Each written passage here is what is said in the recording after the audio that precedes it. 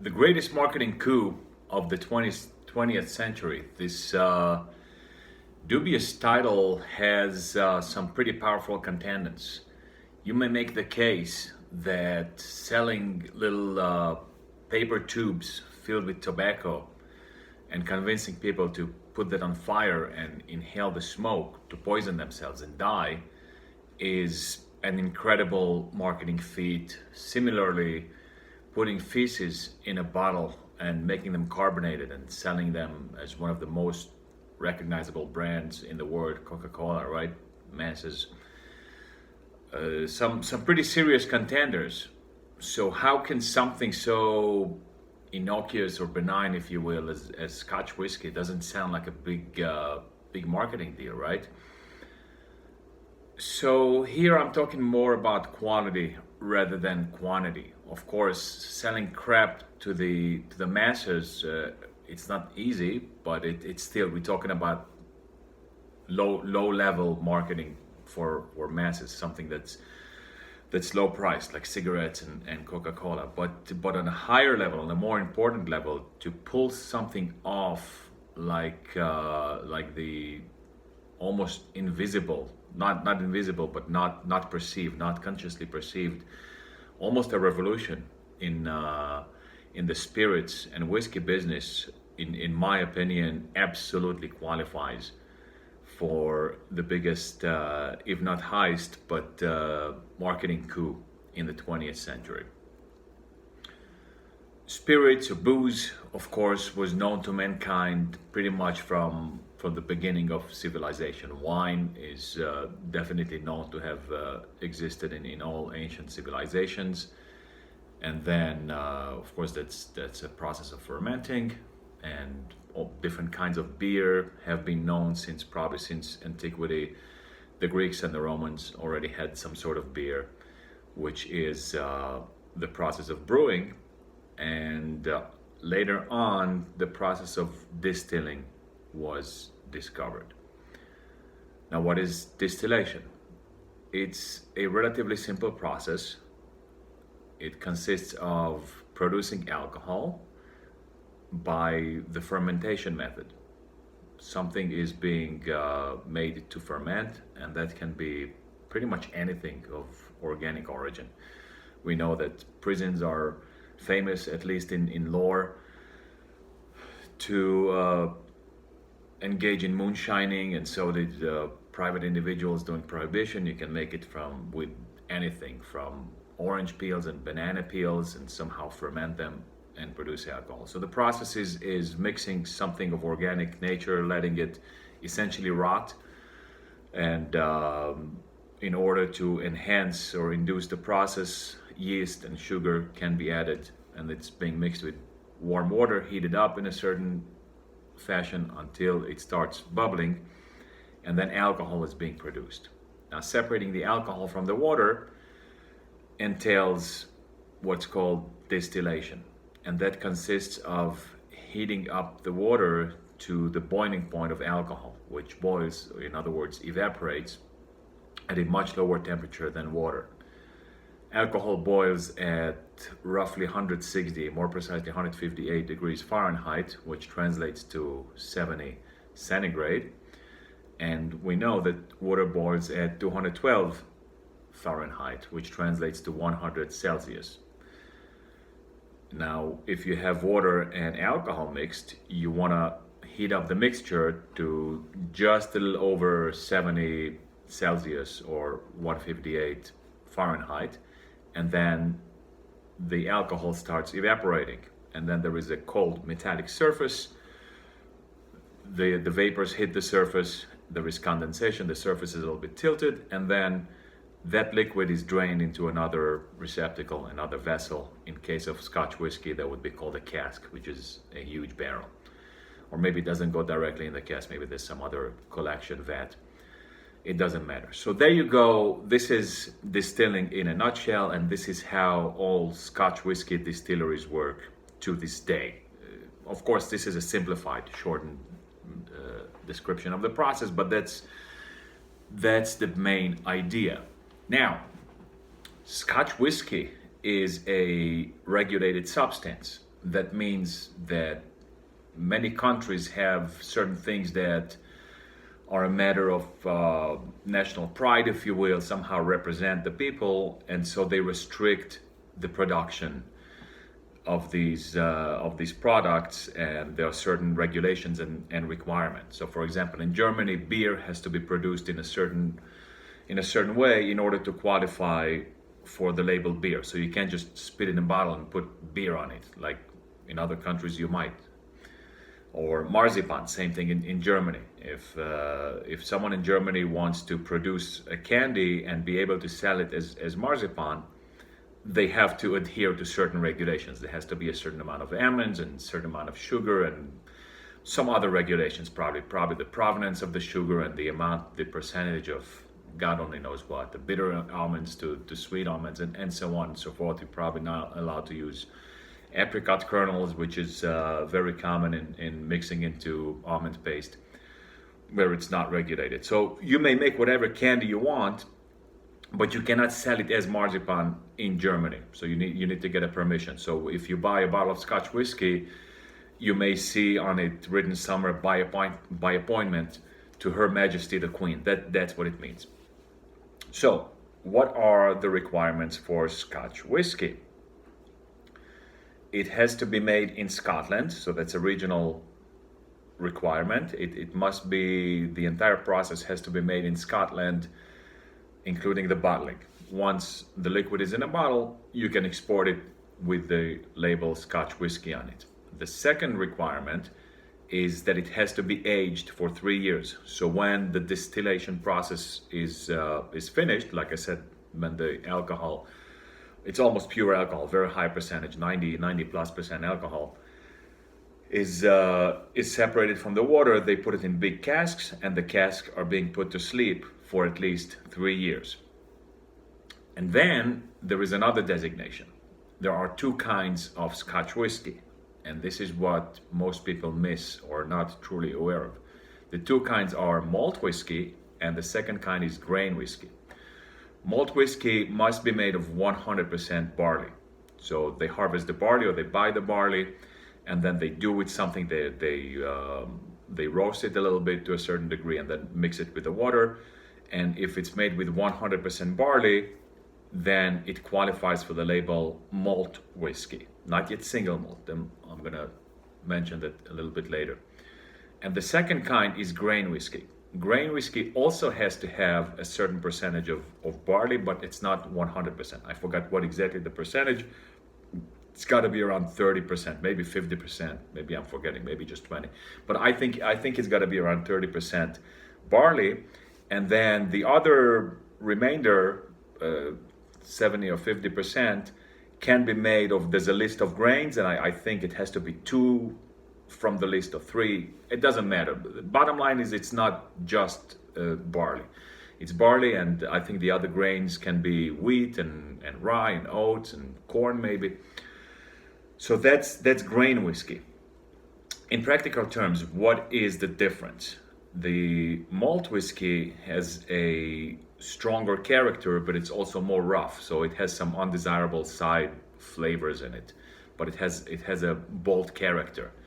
And the grain whiskey is more controllable. Oh, and it's also easier to make it cleaner with a higher alcohol content. So typically, when those two different kinds of whiskey are mixed together, there is a certain control of the balance of the taste. So you can give it character on one hand and smoothness and that pleasant flavor on the other hand.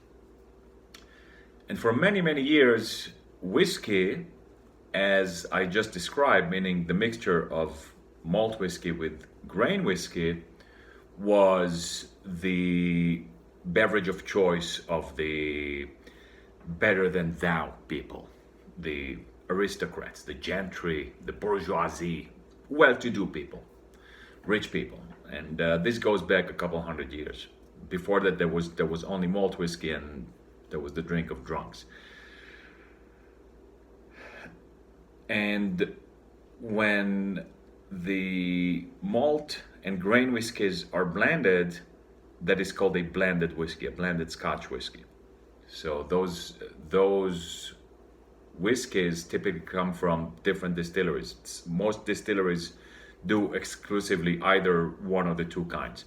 So the blender buys some whiskey from the malt distilleries and some grain whiskies from the grain whiskey distilleries, and then they have a master blender who is an expert, who is a real specialist in blending the whiskeys. And one of the specialties, the big selling point or the big specialty of a blended Scotch whiskey, is that it's always the same. You can pull off a brand new bottle from the shelf today that the liquor store just got from the distributor. So it left Scotland not very long ago, a couple of weeks or a couple of months ago. And you can pour yourself a drink, and you can get another bottle from 1979 and pour another glass right next to it, taste them, they're gonna be exactly the same thing. And like this all through the decades. It doesn't matter if it's from the 80s or the 60s or the 70s or 90s, they're all the same. And of course, then there is the distinctive flavor. So they have to get it right. And there's very few people in the world who know how to do this. And as you can imagine, if you're a professional, doesn't matter what profession you are. You can be a plumber, an actuary, an accountant, a specialist in some sort of engineering, mechanical engineer, even a car mechanic. You know that experience is very, very important, because no matter how much you learn, you can have a PhD with straight A's. As long as you don't have real world experience, you don't know a ton of little details that they just cannot teach in school, because you have to learn with experience. You have to deal with all kinds of people. You have to deal with the finance department and with the HR department and with the purveyors and with the customers. So there's so many little moving parts that only comes through experience. So you can imagine that in some special, very specialized craft like this, the master blender has to be an expert, and of course the company has to trust him. This is a guy who's entrusted with millions of dollars, because today, of course, it's a super lucrative business. Now, the other next moving part is, how does the master blender know which whiskies to buy? Scotland is full of distilleries, and if he would have to buy whiskey, he would be on the phone all day instead of blending the whiskey. Now you may say, wait a minute, the whiskey is being aged in, typically that happens in the distillery. Not always, but typically the distillery takes on themselves that burden of aging the whiskey. So as you can see, there is already a tremendous upfront investment here. So they have to put in a ton of labor, even though it's manual labor, but that labor is also pretty intensive in terms of experience and expertise. Not every person can make Scotch whiskey. That's a very regional, very traditional kind of craft, like that. It's being given down from generations over generations. And then, of course, there is a distillation process, which on the face of it doesn't look too complicated or too expensive, but there's always little nuances, how much evaporates and how much to put and how to do it, when to do it, changes with the season. But let's just write it off as something not super complicated. But then you have to fill up the cask, you have to seal it for 3 years. Imagine an investment that you have to put on the shelf and forget about it, and you're not gonna see one red cent for 3 years. That's a difficult investment, right? Now, let's get back to the master distiller. So how does he know which whiskies to buy, which whiskies will blend well for his blends? He cannot just travel all around Scotland and say, hey, open a bottle for me and let me taste it. And one other detail is that after the 3 years, it's not necessarily ready, right? We see all of these bottles that say 12 years and 18 years and 15 years and 21 years. So the aging process typically improves the flavor of the whiskey. Not always, but typically. But the flip side of the coin is that it's money. Time is money. So all the time that whiskey is aging, you're losing money. You would be losing money just by having your investment there and not being invested in a money market or a stock market, right? But besides for that, there is evaporation. So even though Scotland typically is a very moist, high humidity area, most places in Scotland, the most of Scotland, compared to I think average areas. But anyway, there is still a great deal of evaporation. So the barrels are made out of wood, and the alcohol evaporates and mixes with the ambient humidity. So that's also a factor. So the quantity diminishes. So knowing when to open a barrel also requires expertise. So they have to be a taster, and after 3 years he opened that bottle and he says, you know what, I think this bottle should go to sleep for another year or two because it has potential to be more valuable within 2 years. Now, it's a super big responsibility, right, to make these kinds of decisions. And then he has to open the other one and says, you know what, this one can be sold. And then they take notes. So there is someone who's called a whiskey broker, and this is the guy who makes the connection between the blender and the distilleries. So he goes, he takes those notes, or he tastes himself, and based on that, he's able to communicate to the distillers, hey, these whiskeys would be good for you. So another detail that's kind of important to know in this game, that what I mentioned to you before about the blended whiskey from all different years, that they always taste the same, but the components, the ingredients are not necessarily the same. So he has to be able to always taste different whiskeys from different distilleries and different amounts of mixing, and still come out with exactly the same mix. That's the interesting or puzzling detail about it. So if you pick up a Johnny Walker, let's just say, or pretty much any other good blend, at least the reputable, the good quality ones, right? So they're gonna taste all the same throughout the years, but they're gonna have different ingredients, different components. As you can imagine, this whiskey broker also has to be an expert. He also has to know what he's doing. He travels a lot. He has to have connections. He has to have access. He has to know when to come to which blender. So obviously there is a limited number of people that he can do the brokerage between them. So the blenders work with a number of whiskey brokers. The whiskey brokers have to make the decisions which whiskeys to buy. So you can understand that this process is not, in modern terms, not efficient at all. There's a lot of built-in inefficiency with all the modernization. So bottom line is that this is a complicated business, and that's one of the factors in why it is so expensive. Now, what does it have to do with marketing?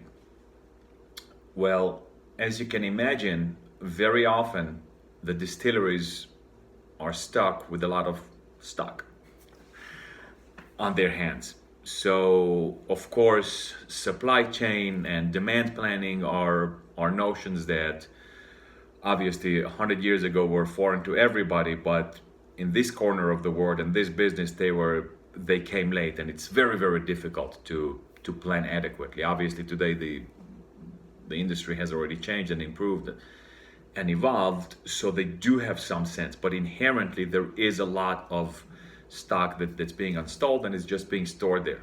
So there always has been a market for malt whiskey. And now let's explain what a single means. Single means the provenance that a whiskey comes from a single distillery.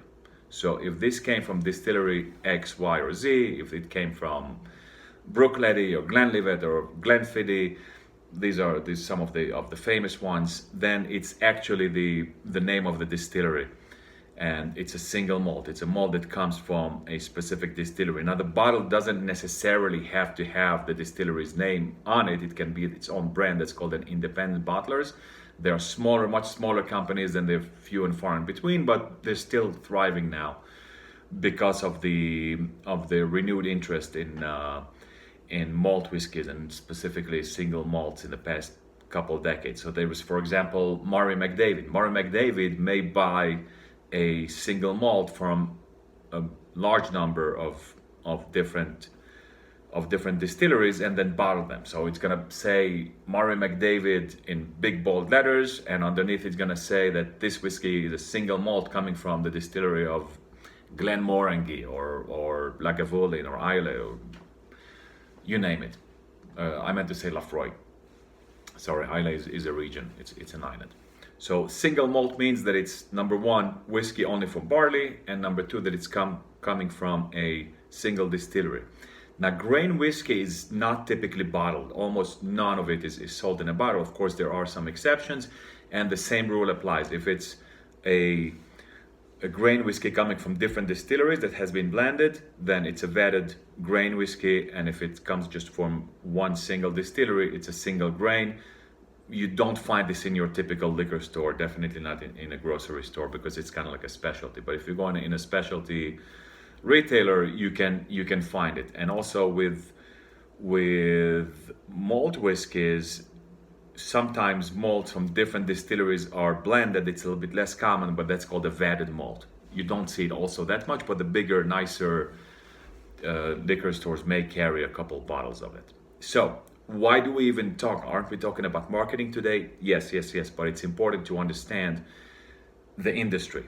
And there is another thing that is important to understand, is that post World War II, especially after the late 50s, 60s, starting in the United States and then going through Western Europe and spilling out to many other parts of the world, there was an economic growth, and luxuries, or at least some excesses, some non-necessities, became more affordable to people. It became common for people to go on vacation, to go on concerts, entertainment, and of course booze goes well with all of that, restaurants and such. So of course a lot of alcohol was sold. In other words, more alcohol than prior was sold, because it's accessible to the common people. There are pubs and bars and restaurants and you name it. So people have a little extra spending money. Of course, credit cards came, so people can put it on their cards and buy non-essential things. And this is continuing, this trend continues. And of course, with that came people who made big money, very wealthy people. People made money on the stock market and investment. And of course, people were looking at different areas to invest. And when I say area, both geographically and as far as diversifying their investments, they were thinking of new ideas, right? Cameras started being sold and people started to take photographs and so on and so forth. And as you would expect, rich investors saw, hey, you got the fancy people, the aristocrats, the lords in England enjoying Scotch whiskey. Why don't we invest in it? And let's take a look at this industry. And so they came to Scotland, and they were, in the beginning, these were investors mostly from Europe, so from the continent. People came from France and Germany and Italy and England and the Netherlands, Belgium, wherever they made money, the Scandinavians. And so they, of course, identified all of these inefficiencies, and they saw that the distilleries were having a lot of excess stock, a lot of single malts that they couldn't sell. And they saw that these single malts were kind of sold locally. And one bright day, someone says, hey, why don't we convince the masses that single malt is the real McCoy? And someone had the ingenious idea to buy a toilet paper roll, a glorified toilet paper roll, and made a fancy design on it. He went to a print shop. He says, hey, can you print on it? And of course, for enough money, people will do the undoable, and they printed a beautiful fancy presentation tube out of cardboard. They put a cap on each end, they put a bottle in it, and they put a fancy name on it. The Scottish names have like 21 letters for a short word that are unheard. Most of their names sound like someone dropped a dictionary into the washing machine, gave it a spin and spit it out.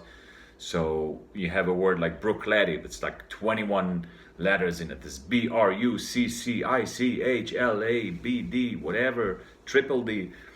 But it is just pronounced Bruichladdich. And then there's one Bonavent that's Bunnhabha, whatever. If you read it, it reads like something like Bonahava Bahane or something like that, but it's Bonavent. So it kind of sounds esoteric and exotic and single malt, and they make it these nice colors and make it very important looking. And they started selling it on the market, and guess what? There were a lot of fish in the sea, and a lot of fish took the hook. It wasn't just a blended whiskey. Hitherto, the great blends, were always JMB and Black and White and Johnny Walker and the Dimple and so on and so forth. And they were very reputable. Today, you ask someone who doesn't know the history in the industry that well. They're just telling you, oh, blend is just crap. It's blended whiskey, but the real thing is the single malt. So they have this perception, and they make nice shaped bottles and nice colors. You know, it's nice and dark. And now single malt Scotch whiskey is king. So in terms of revenue, it became from something like almost a nuisance that couldn't be sold to a super lucrative business. So today, if the single malt is half decent and it has a nice presentation to it, a nice ring to the name, and a good marketer behind it, they cut out the master blender, they cut out the whiskey broker. It goes directly from the distillery. Needless to say that all of these distilleries today, they become to big fancy luxury brands like Diageo. They own I don't know what, a huge segment of the Scotch whiskey sector. These billion-dollar companies like Louis Vuitton, I think they own a ton of spirit and liquor. I don't know if specifically, maybe they have Scotch whiskey. I don't know, but brands like this. So these are the kind of brands, these multi-billion gigantic brands that have all kinds of luxury stuff.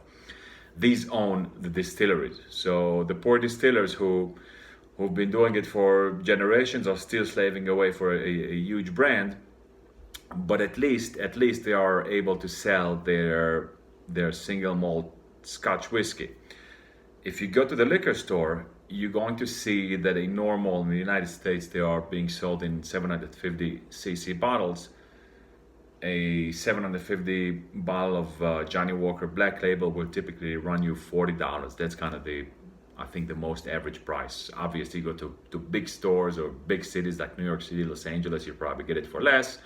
And if you're in more remote areas, you'll have to pay more. That's the name of the game. But the case in point is that right next to it on the shelf could sit a single malt, a Glenlivet or a Lagavulin or a Glenmorangie or a Brookletty, you name it. There's dozens and dozens of them. And they will start at approximately $50 for the same size bottle. So wait a minute, explain this to me. We cut out two middlemen, we simplified the process so everything, most of the process is done in one place.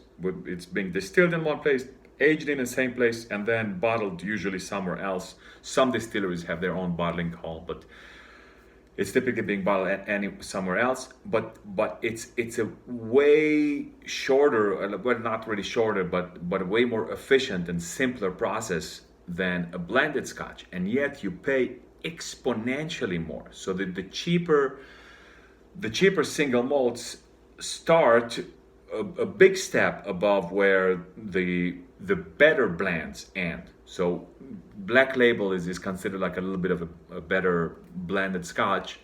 Like I said, with a median of let's just say work with the number 40, and most single malts will start at 50.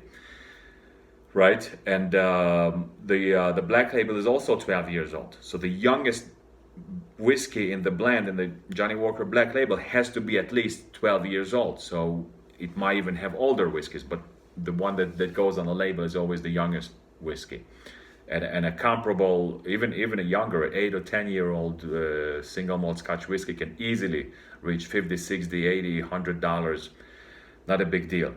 So of course, it doesn't add up. So the only reason that these bottles are so much more expensive is because the customer is willing to pay. And the customer is willing to pay because he thinks that he gets something fancier and better, when in reality it's just the opposite.